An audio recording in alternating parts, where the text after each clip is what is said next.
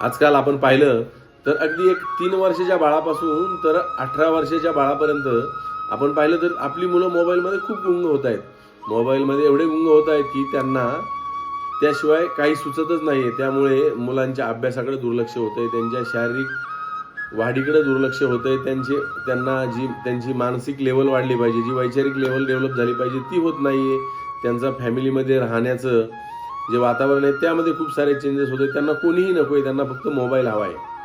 पण ह्या सवयीपासून एक जबाबदार पालक म्हणून आपण त्यांना बाजूला करण्याचा प्रयत्न करणं खूप गरजेचं आहे, कारण ते त्यांच्या भावी आयुष्यासाठी खूप महत्त्वाचं आहे. तर यासाठी पालकाने आपली भूमिका बदलली पाहिजे, आपले विचार बदलले पाहिजेत आणि ह्या जर साऱ्या गोष्टी करायच्या असतील, जर तुम्हाला तुमच्या बाळाला मोबाईलपासून दूर ठेवायचं असेल तर यावरती मी मार्गदर्शन तुम्हाला नक्कीच देऊ शकतो. त्यासाठी फक्त माझा Google फॉर्म भरून पाठवा.